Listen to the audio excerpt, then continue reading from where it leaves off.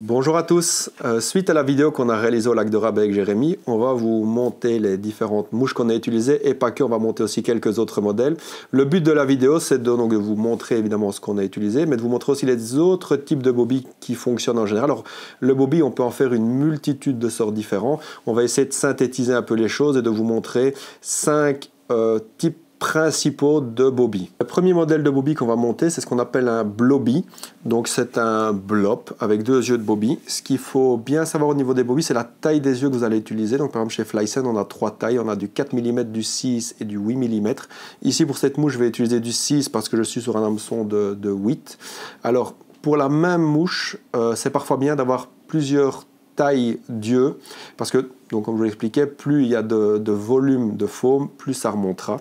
Moins il y en a, moins ça remontera. Alors, en fonction du diamètre du fil que vous utilisez et de la manière dont vous voulez que vos mouches remontent dans la couche d'eau, il faut adapter la taille des yeux. Donc, mais bon, moi pour la vidéo, en tout cas ici, je vais utiliser du 6 mm. Au niveau de la soie de montage, c'est une taille 6,0.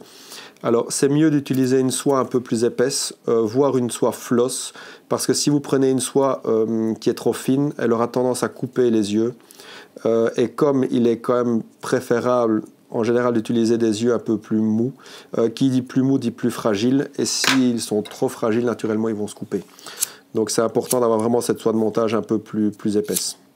Donc comme ici au niveau des yeux, ce que j'ai fait, c'est qu'avec mes ciseaux, j'ai coupé tout autour de l'angle, je veux dire, qui était totalement plat. Donc j'ai arrondi les bords, si on peut dire ça comme ça, et j'ai repassé un coup de flamme dessus pour retirer tous les coups de ciseaux.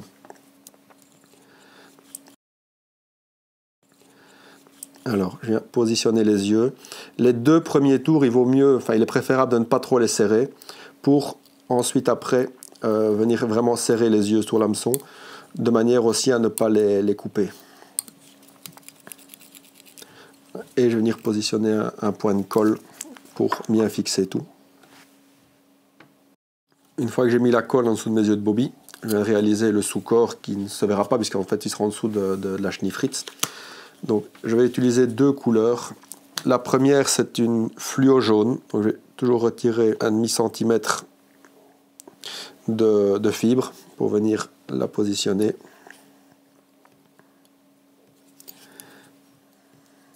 Voilà. Et je vais réaliser 3 ou 4 tours de chenille autour de mon hameçon. Toujours en prenant soin de rabattre toutes les fibres à chaque tour vers l'arrière.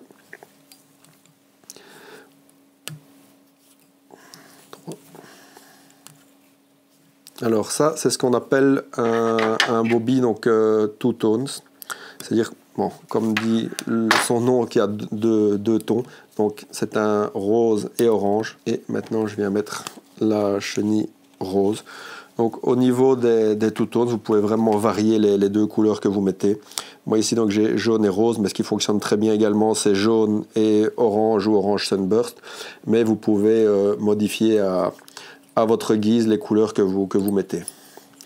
Y a pas mal de gens aussi qui en font en biscuit, en pêche, dans plein de couleurs, et ça fonctionne très bien.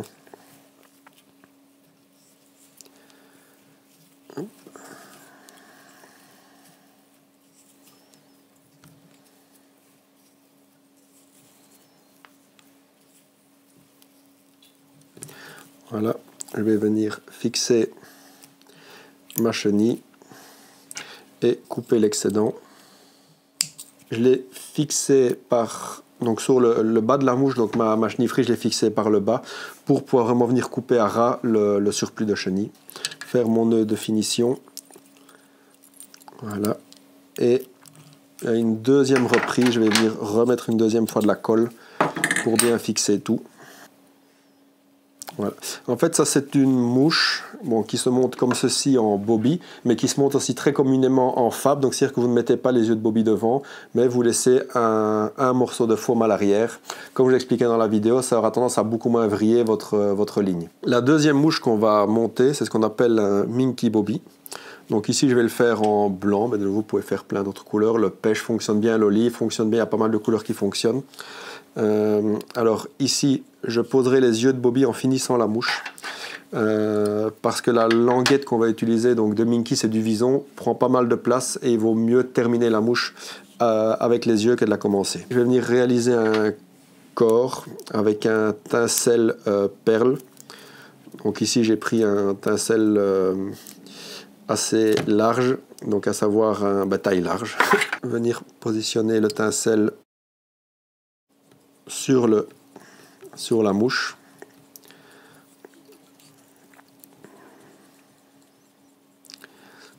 Alors je vais réaliser un sous-corps légèrement conique, comme ceci. L'avantage d'avoir un tinsel large, c'est qu'il est plus facile pour monter la mouche, mais en plus de cela, qu'il est plus solide lorsque l'on pêche avec. Voilà, donc je le fixe et je vais venir réaliser l'aile de la mouche, donc c'est avec ce vison. La différence avec une bandelette de lapin, c'est que c'est un poil qui est plus court, un peu plus raide et que ça permet de faire des mouches de taille plus petite. Donc ici, je vais mettre à peu près 4 cm de peau et je vais retirer quelques poils ici sur l'avant de la lanière. Voilà, et je viens fixer donc la peau de vison. Je vais bien la fixer solidement. Alors c'est une mouche qui déjà finie comme ça prend du poisson comme streamer, mais bon, c'est pas le but de la vidéo, mais sachez-le que c'est simplement déjà cette mouche là fonctionne très bien, principalement quand il y a des alevins. Donc maintenant je vais réaliser les yeux. Donc de nouveau j'ai pris des tailles 6 mm. Ici, je les ai pris en orange. Je vais refaire la même chose que sur tous les bobies. Donc, je vais recouper les coins. Voilà, une fois que les bords sont coupés, je viens retirer les coups de ciseaux avec un briquet. Simplement, ça va faire fondre le foam. Et ici, je vais les positionner un peu différemment. Les yeux, au lieu de les mettre directement comme ceci sur la mouche, je vais venir les positionner sur ma soie de montage comme ceci. Pour avoir plus facile à les mettre sur ce modèle-ci, c'est plus facile de le faire comme ça pour bien les centrer. Voilà.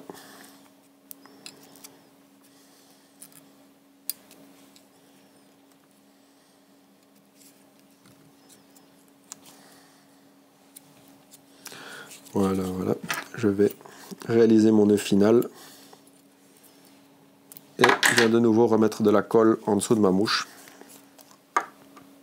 Et pour une question d'esthétique, l'extrémité de la lanière, je vais la recouper en biseau, comme ceci. Voilà, la mouche est terminée. C'est un type de bobby un peu différent. Là, au niveau de la nage, comme c'est du viso, ça n'aura pas la même nage que du marabout. Et ça bougera comme ça beaucoup dans l'eau. C'est vraiment une mouche assez sympa et qui fonctionne bien, aussi bien en pêchant lentement qu'en la pêchant en la ramenant, plutôt comme on le ferait avec un streamer.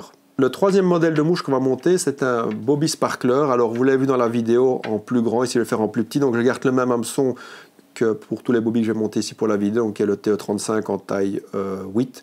Vous pouvez le faire en 6 jusqu'en 14 en fonction de la taille des bobbies que vous voulez faire. L'avantage de cet hameçon, c'est qu'il est un peu plus fort de fer que le TE15 sans être trop fort de fer, parce qu'il faut toujours penser au fait de bien planter l'hameçon dans la gueule du poisson. Plus il est épais, moins facilement ça vient se planter. Donc il faut trouver un compromis en tenant compte que s'il est trop fin de fer avec des cannes réservoirs un peu puissantes, vous allez ouvrir rapidement votre hameçon. Donc voilà, le TE35 c'est une bonne alternative. Comme sur la mouche précédente, je terminerai en mettant les yeux. Donc je vais venir réaliser comme ceci un corps, un sous-corps, et le corps je vais le faire donc avec un Twisted Flash qui est un mélange de doré, argenté et perle. Donc le mélange est déjà réalisé dans la pochette. Ça c'est l'avantage, c'est qu'il ne faut pas mélanger les trois couleurs, elles sont réparties de manière égale. Alors ce flash à bout, quand vous l'utilisez, il faut savoir que sur chaque fibre vous avez deux fils qui rigidifient un peu le flash à bout. Alors, en fonction du type de mouche que vous montez, par exemple des mouches à brochet, il vaut mieux les laisser. Pour des mouches à truite, moi j'ai quand même tendance à les retirer, donc simplement comme ça en les séparant, vous pouvez directement les voir à l'œil nu. Et j'en retire une bonne partie pour déjà affiner un peu le montage et avoir quelque chose de plus souple dans l'eau. Donc comme vous voyez, je les attrape comme ceci et je les retire. Alors c'est pas un problème si vous en laissez quelques-unes, il n'y a pas de souci avec ça, mais disons que plus vous en retirez, plus le flash à bout sera souple. Donc voilà, j'en ai retiré une bonne partie et je viens positionner donc la queue de la mouche comme ceci. Je viens ajouter un fil de cuivre. Le but de celui-ci, ça va être de solidifier la mouche, donc ça n'a aucun intérêt esthétique. C'est simplement de la rendre plus solide parce que le corps va être réalisé avec le même flash à bout que la queue et que simplement c'est des fibres beaucoup plus fines que ce qu'on avait sur le tinsel du bobby précédent qui sera plus solide. Ici c'est plus fragile, donc simplement ce tinsel va la rendre plus solide. Je vais venir prendre une pincée, un peu moins de fibres pour réaliser le corps.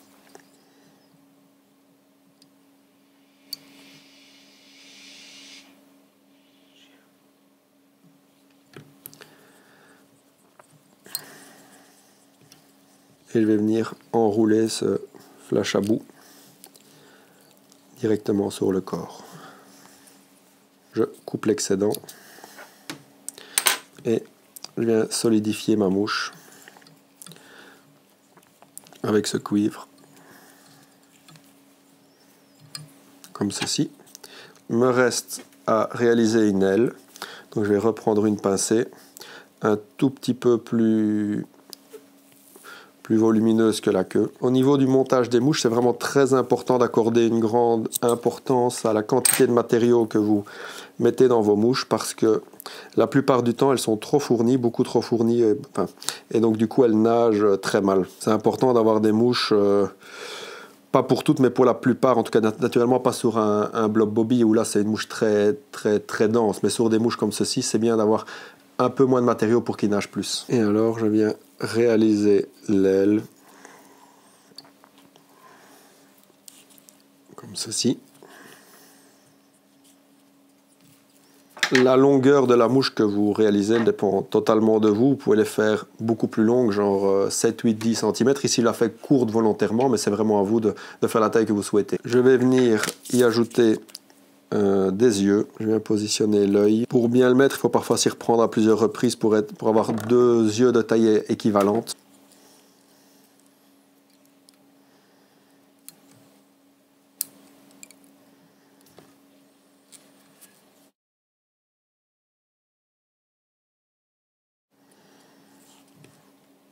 Voilà.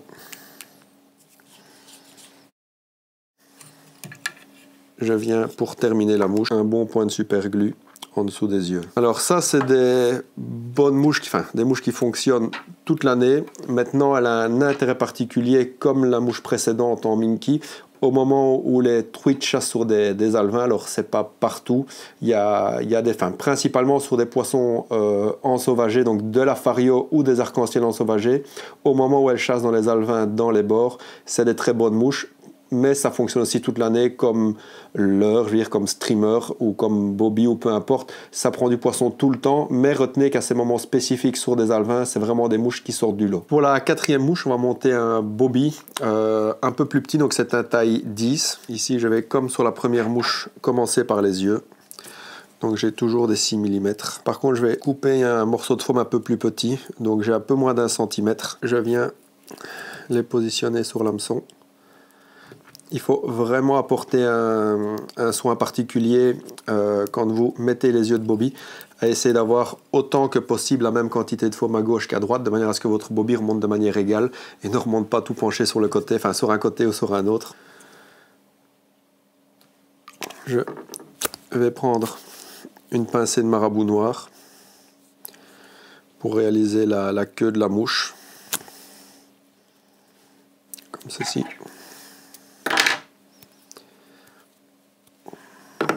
Alors, ce type de bobby qui sont plus petits et plus discrets dans l'autre que les modèles précédents, c'est des mouches qui se pêchent très bien en mettant un train de 3 bobbies.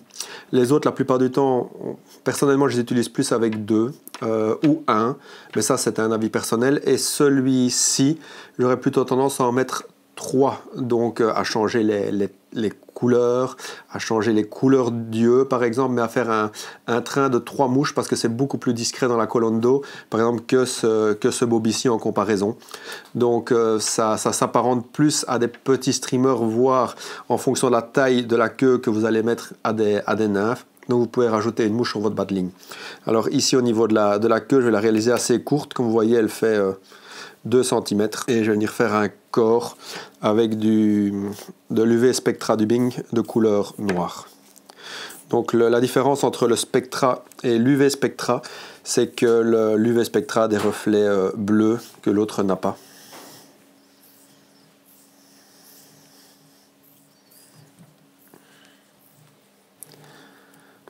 Voilà, donc ici le corps est réalisé et je vais venir faire mon nœud final. Au niveau des combinaisons de couleurs, par exemple comme celle-là avec le noir qui fonctionne très bien, c'est noir avec yeux donc jaune, chartreuse, orange. Ici en l'occurrence j'ai des yeux de couleur chartreuse. Après vous pouvez faire les mêmes bobbies en blanc, en olive, en plein d'autres couleurs, en petite taille, comme ça fonctionne vraiment très bien. Pour la dernière mouche, on va monter ce qu'on appelle un bobby poulpe. Je vais vous montrer ce que c'est. C'est à l'aide de dubbing avec des élastiques. En fait, ce sont de tout fins élastiques que l'on utilise comme un dubbing. Donc ici, je vais le faire en jaune et en orange. Donc en fait, comme vous le voyez, ce sont tous des élastiques qu'on va twister comme on le fait avec un dubbing pour en faire un poulpe. Alors pour ce dubbing, il faut l'idéal c'est d'utiliser un twister rotatif. Alors moi pour le faire ici je prends le Stonefo qui est vraiment très bien, il tourne vraiment tout seul, que l'on appelle donc le rubber dub dans la boucle, et autant que possible comme ceci essayer de l'écarter et venir le twister. Alors une fois que vous le twistez, vous allez voir que le dubbing va se nouer. Donc il faut, à l'aide d'une pointe, moi ici j'utilise mon Whip Finish, venir démêler tous les petits nœuds qu'il fait. Alors le plus facile ici, c'est de faire tourner les taux, comme ceci. Et à chaque tour, autant que possible, rabattre tout le dubbing vers l'arrière. Donc vous verrez que c'est pas évident, parce que on ne sait pas le maintenir en place, le dubbing, donc il faut autant que possible le rabattre vers l'arrière, mais vous aurez toujours des fibres qui se mettront un peu mal. Voilà, je vais nouer ceci. Alors tout l'excédent que j'ai ici, le surplus que j'ai ici, tout ça vous pouvez le récupérer. Il va simplement tomber sur votre table de montage et vous le récupérez pour la mouche suivante. Donc il vaut mieux en mettre un peu trop parce que c'est assez compliqué à mettre. Enfin, assez compliqué, c'est pas difficile, mais c'est compliqué de savoir entre ce que vous mettez dans la boucle et ce qui va se twister en fin de compte. Il y en a toujours une partie qui tombe ou qui se perd. Donc mettez-en un peu plus et récupérez le surplus. Donc moi je vais le mettre ici de côté. Je ne vais pas le jeter et la prochaine mouche je la referai avec en fin de compte le surplus de la première mouche. Surtout ne mélangez pas les couleurs parce qu'ici je vais le faire moi en 2 tons et séparer bien les 2 couleurs pour ne pas avoir un mix des deux qui sera moins sympa au niveau du montage. Je vais refaire la même chose que sur la première partie de la mouche.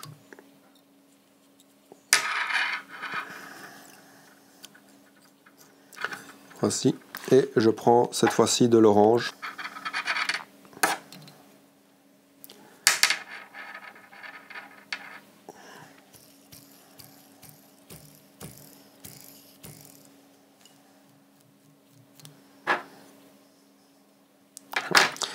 Et de nouveau, je vais faire tourner mon étau.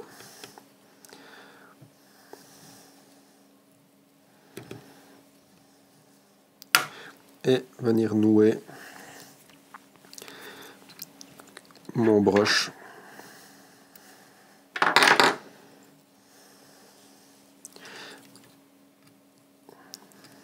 Alors c'est une mouche, bon ici on l'a fait en bobby, mais qui fonctionne aussi très bien simplement en mettant une bille devant et en la pêchant avec un indicateur de touche. C'est une fois que vous le pêchez juste au-dessus du fond, c'est une mouche qui fonctionne très très bien. Mais ici on le fait en bobby comme c'est la thématique de la vidéo. Et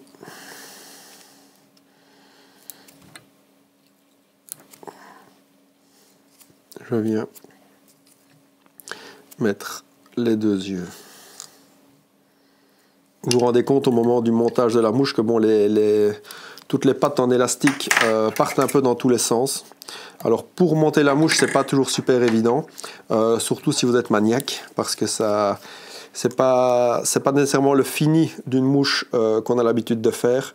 Maintenant, c'est le but aussi recherché avec cette mouche, c'est d'avoir quelque chose dans l'eau qui va vraiment être très mobile et qui est qui a un aspect un peu désorganisé, un peu moche, c'est ça qu'on lui demande.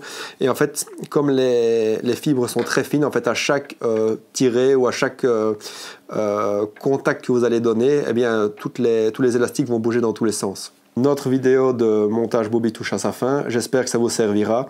On a prévu quelques autres vidéos sur du montage de mouches en tout genre, donc n'hésitez pas à nous suivre et à bientôt.